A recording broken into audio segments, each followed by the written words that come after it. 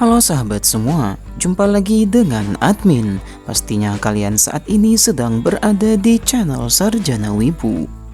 Bagaimana kabar kawan-kawan pada hari ini? Semoga kalian semua baik-baik saja. Pada video kali ini, admin akan melanjutkan cerita manhwa yang berjudul Legendary Spear Knight. Dan ini adalah video part yang ke-46. Bagi kalian yang belum mengetahui atau ketertinggalan alur cerita dari manhwa ini, silahkan kalian tonton pada video admin sebelumnya. Untuk link video juga sudah ada di deskripsi. Baiklah, tanpa berlama-lama lagi, langsung saja mari kita masuki alur ceritanya.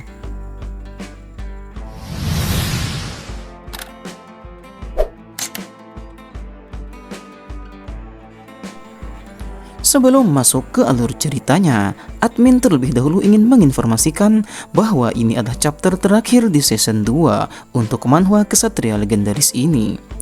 Autor atau pembuat komiknya akan rehat sejenak untuk sementara waktu dan akan kembali lagi di season 3. Sekian informasi dari Mimin untuk kalian semua. Terima kasih.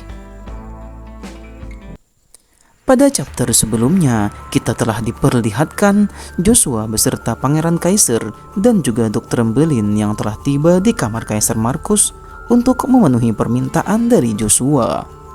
Joshua sengaja membawa mereka ke sana untuk menyelesaikan rasa penasaran mereka tentang kejadian menghilangnya Kaisar Markus.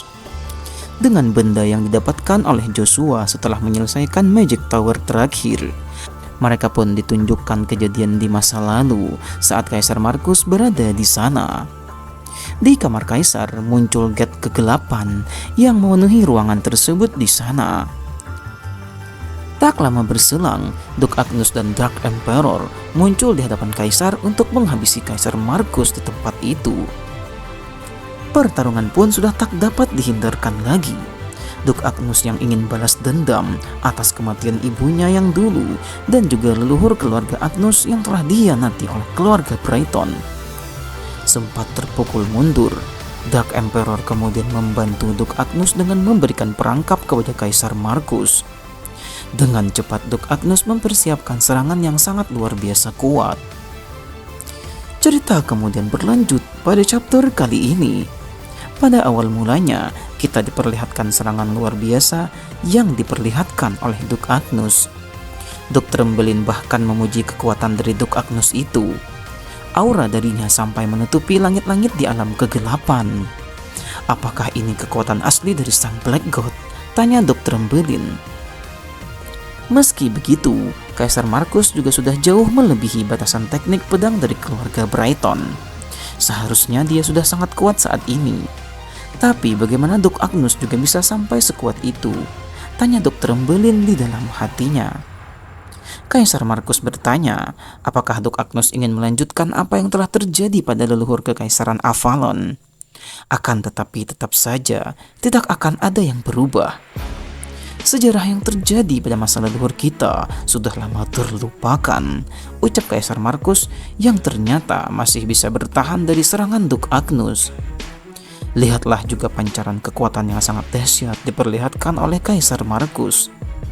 Tak ada yang ingat tentang kematian ibumu, dan meski ada yang ingat sekalipun, mereka tak akan peduli.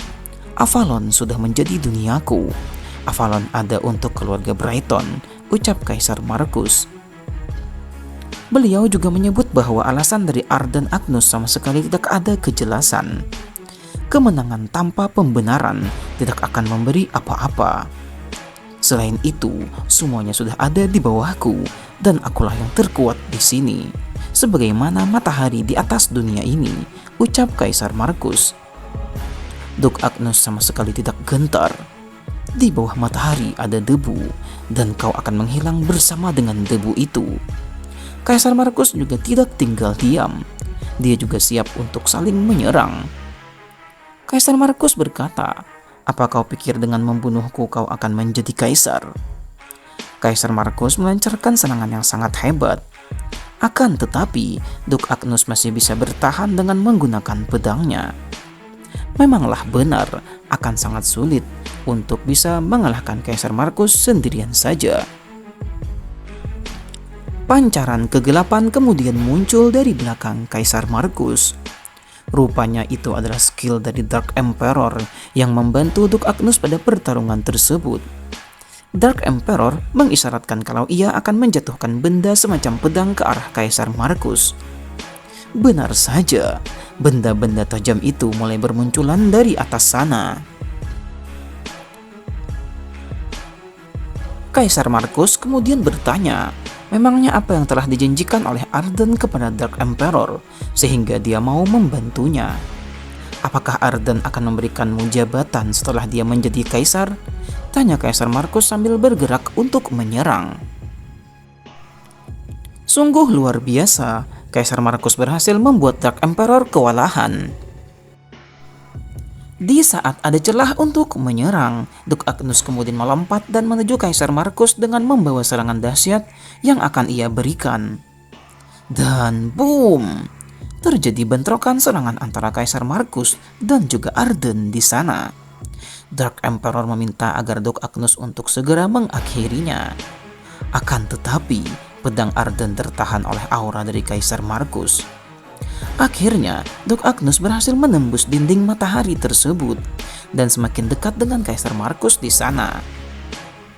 Kaisar Markus menyebut kalau Duke Agnus dari awal memang tidak ditakdirkan untuk menjadi kaisar. Kaisar Markus berhasil menahan serangan dari Arden yang menggunakan pedangnya. Ada banyak cara untuk menguasai negara ini tanpa harus menjadi kaisar. Sama seperti kau yang memanfaatkan bubble. Ya, Kaisar berencana mengendalikan seluruh negara ini dengan menjadikan anak Kaisar sebagai boneka. Tapi aku tidak sama sepertimu. Aku tidak pernah menyangka kalau aku akan menikmati membesarkan seorang anak, ucap Duke Agnus. Pedang dari Duke Agnus mulai retak setelah bentrok dengan Kaisar.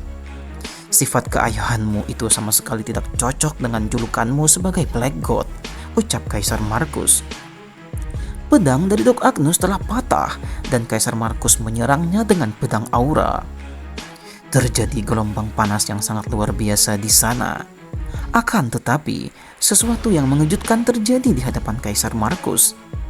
Aura matahari dari Kaisar Markus seakan-akan terhisap ke dalam aura berwarna putih dari Duke Agnus.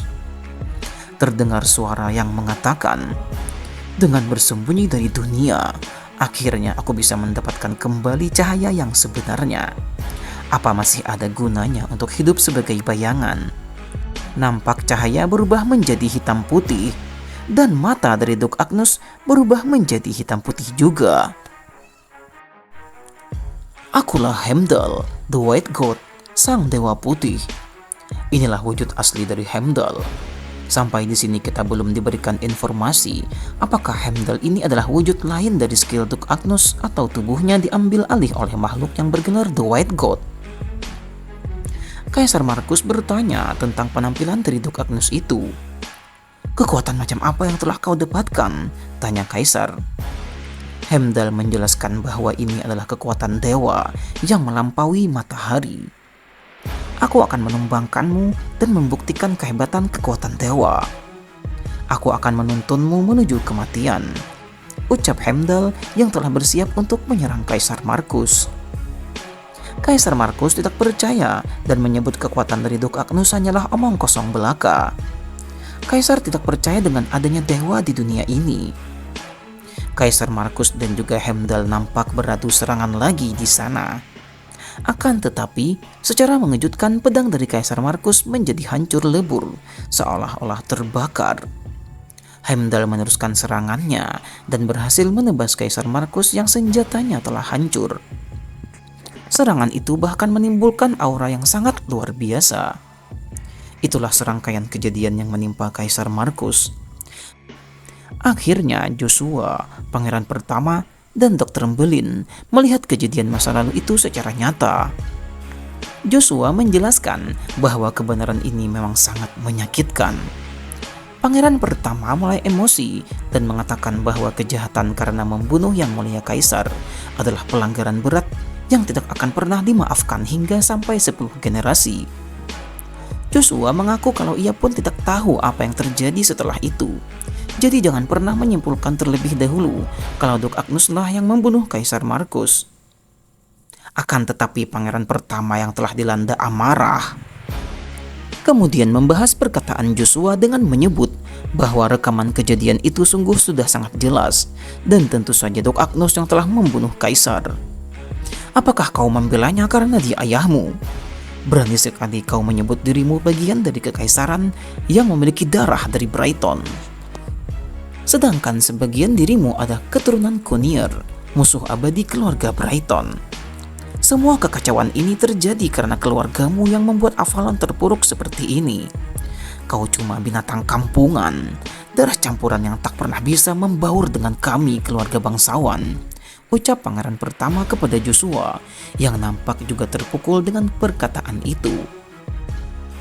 Joshua kemudian memberikan tekanan yang sangat luar biasa kepada pangeran pertama yang telah menghinanya. Joshua menatap dengan tatapan mengerikan dan berkata, "Menurutmu siapa yang berhak untuk marah saat ini? Apakah kau hanya ingin melihat apa yang ingin kau percayai?" Kekuatan yang sangat dahsyat dari Joshua membuat pangeran pertama dan Dr. Trembelin semakin kewalahan. Dr. Trembelin bahkan meminta Joshua untuk menghentikan auranya dan tidak menyakiti pangeran pertama. Joshua kemudian perlahan menarik kembali kekuatannya dan menyebut mereka masih belum mengerti dengan keadaan sekarang ini. Joshua berkata, "Aku bisa saja meruntuhkan kekaisaran ini saat ini juga seorang diri.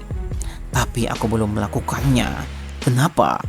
Karena aku ingin memberikan kalian kesempatan," ucap Joshua. Dr. Trembelin bertanya, kesempatan apa yang dimaksud oleh Joshua itu? Joshua mengaku kalau dia bisa melihatnya, melihat kejadian di masa lalu, sejarah berdirinya Avalon, sejarah tentang ayahnya dan juga neneknya yang dulu diperbudak oleh keluarga Brighton karena menolak lamaran dari pangeran. Bahkan hingga pada akhirnya sang nenek pun terbunuh. Itulah yang membuat ayahnya yaitu Duk Agnus menyimpan dendam yang sangat besar terhadap keluarga Brighton. Joshua menjelaskan karma leluhur mereka yang terjadi hingga saat ini. Untuk kekejaman yang sudah berlangsung sangat lama seperti itu, jika hanya dibalas dengan kematian, aku rasa itu belumlah cukup, ucap Joshua. Dr. Trembelin bertanya, apakah itu artinya Joshua ingin membuat Avalon menderita? Belum sempat selesai pembicaraan mereka, tiba-tiba penasihat kerajaan datang dan membawa kabar darurat.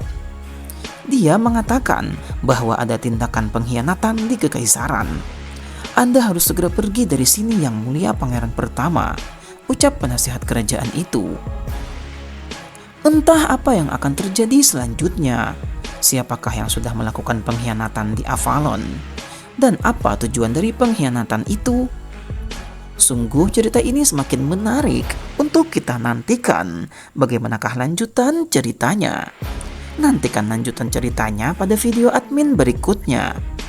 Namun kita semua harus sabar karena ini adalah chapter terakhir di season 2. Semoga lanjutan ceritanya atau season 3-nya akan segera rilis kembali. Dan ini adalah akhir dari cerita pada video kali ini. Bagaimana menurut kalian cerita pada video kali ini? Silahkan kalian tulis pendapat kalian di kolom komentar.